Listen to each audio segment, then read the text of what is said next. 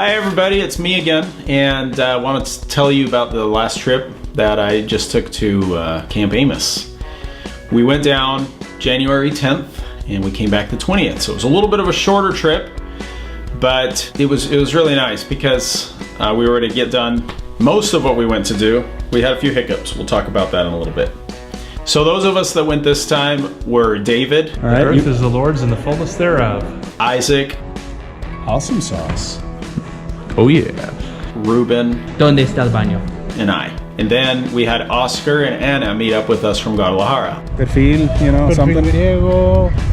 Tell me when you get it. Oscar is one of the boys that grew up with us at our home. He was kind of the early Camp Amos days. Before it was Camp Amos, it was just our family. And so he's practically one of my brothers. And so he and his girlfriend came down and so they could see everything that's going on. And that was really fun to reconnect with them.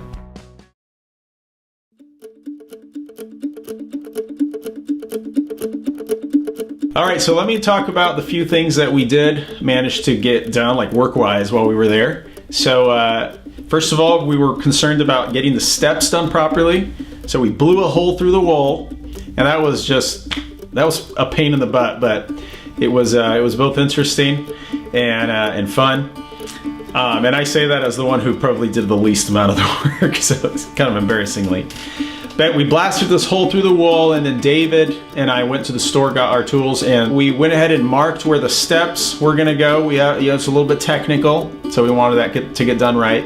And then we went to a lumber yard, and this was fascinating. It was like stepping back into time and seeing these huge saws, these guys, I mean, just really, really cool. And these guys, they are working the wood like none other.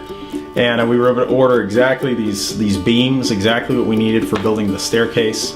And so we got that all marked out. We got wiring purchased, and so we have it all set up so it's ready to wire the kitchen and the cabin. And then later on, we went and got plants, and we started garden beds and some exterior type things. One other thing is we were tackling the trash problem, so we did a dumpster. So besides that, it was pretty much more, it was relational and an oversight.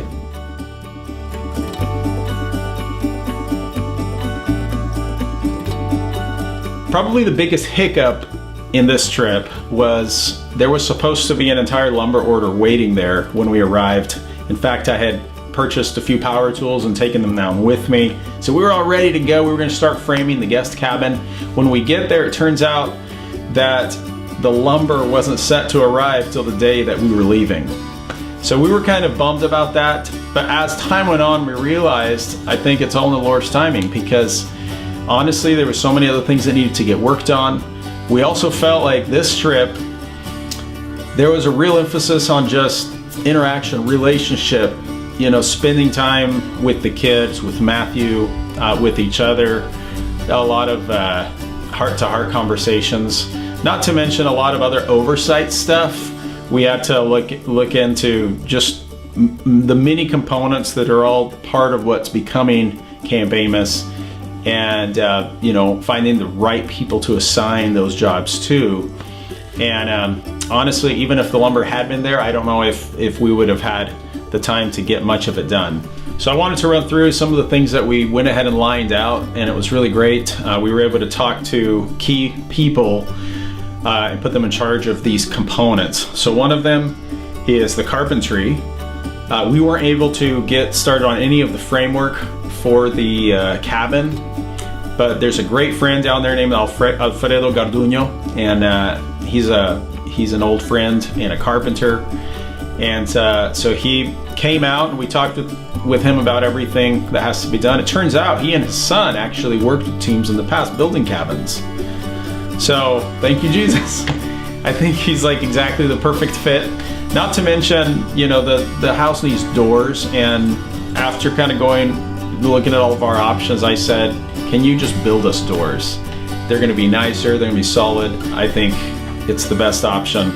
he's going to finish trim work and practically anything that's kind of wood-based. He's going to be in charge of, and so he's planning on getting started on that in a couple of months. We'll be praying for having enough funds and everything to be able to do that, but we're excited about that. Also the tile work, and this is something that's come up a couple of times. We're still in the process of tiling the house, finishing out the bathrooms, and so we were able to go to the tile stores, make sure we had picked out exactly what we're looking for the kitchens, for the bathrooms, and all that. So more on that later. Talked with Armando about wiring, so make sure all that gets hooked up correctly. And I think that pretty much does it on the construction side of things.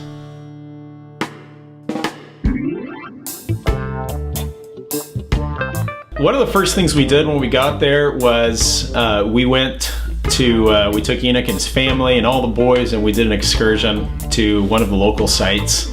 There's a beautiful place called Chiflón, which literally means whistler in English, but this is a series of waterfalls. It's close to Comitán, and the water is just crystal clear and it's blue, so it has all these minerals in it. And we had the chance to go see that, and it's this hike, which is really fun. And of course, true to Matthew's character, he was not leaving anyone behind. So even though it's steps after hike, he was determined to take Arnulfo. And so we all took turns, one person in front, one person in back, and we hauled him up these flights of stairs, which Arnulfo was terrified half the time, but we said, man, you got to do it. And it was so fun when we finally made it to the very last, to the pinnacle of the hike, which is like this outlook where you see this huge waterfall that's called the Bride's Veil, Velo de Novia. You could see on his face he had achieved something great. And then on the way back down, there is a series of zip lines. If you ever go to Chiapas, you have to go to this place. There's a series of zip lines that just carry you right across the jungle. You can see the river and all the waterfalls. And we got the idea of having some of the boys get on the zip line. And it ended up being a really powerful moment, specifically for Johnny, because he said, I want to do it. And he gets on there and he just freezes. He's scared to death. And you have to understand, Johnny will not touch water. He's terrified of it. He's such a neat kid, but he has autism, and he has, things he has to kind of get over. And so we realized this is going to be a really special moment for Johnny. And it took a lot of encouragement. Johnny, do what the instructor tells you, lift up your legs and just trust this thing. And he didn't want to do it. And then finally, he trusted it. Well, first he had to get out and let somebody else go. He watched them, then he got back in, and then you could see the resolve in his mind. Boom. He picks up his feet and just goes down, and that's all he talked about the whole rest of the trip, was that moment. I would say that was a very successful and fun day.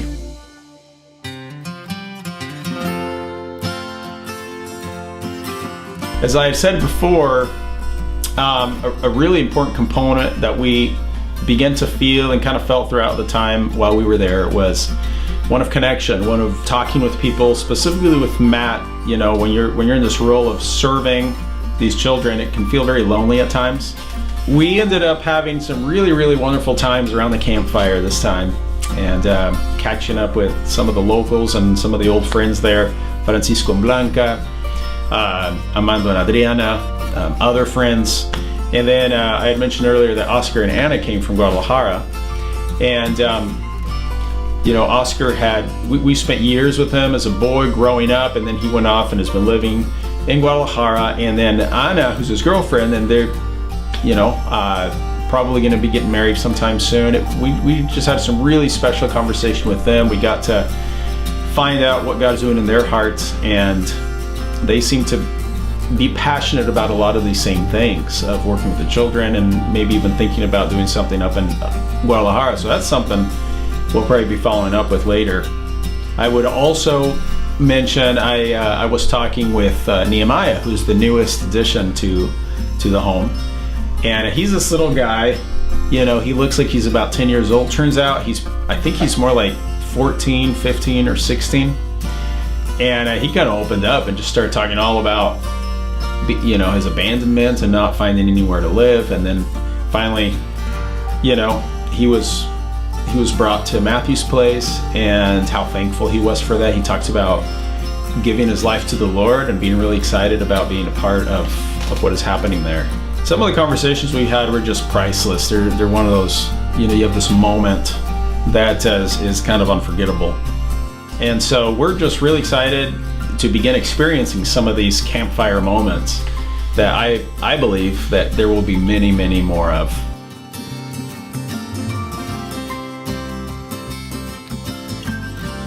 One evening while we were there, we went out to coffee and we took a friend with us that's he's a local friend there, and his name is Manuel. Everybody calls him Manu. So I said, hey Manu, you want to go get some coffee? And we went to Comitan, and Comitan has some amazing coffee shops. There's this place called 500 Noches, which means 500 nights. And they have the most incredible churros and coffee. But anyways, I'm getting distracted now.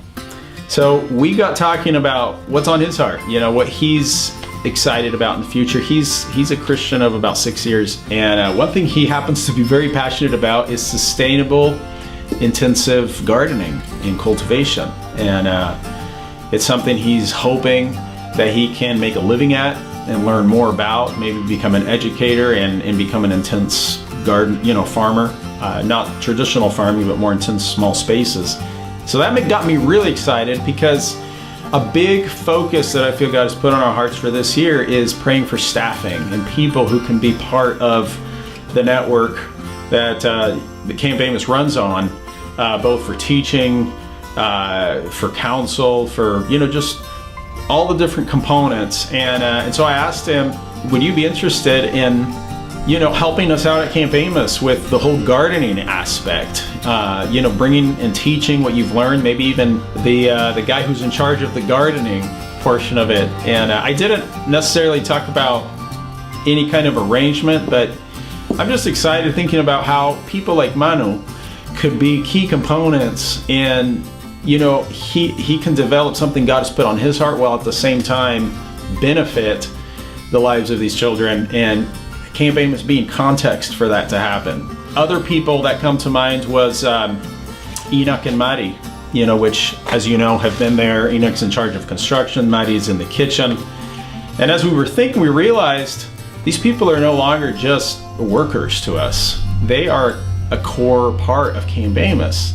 They have the humility, the heart, the love for the Lord, the love for these children, and the want, you know, to do something great. And so we realize these people are part of the Camp Amos staffing, and as such, going forward, we'd really love to be able to provide, you know, some type of compensation for staffing for that continuation of cooking meals, of things that have to be taken care of construction-wise, or just maintenance, you know, grounds maintenance, etc., etc. And as we go forward, I would ask that you continue praying with us that we'd be able to make these connections with these people that make Camp Amos possible through desires God has put in their heart, their abilities, their giftings.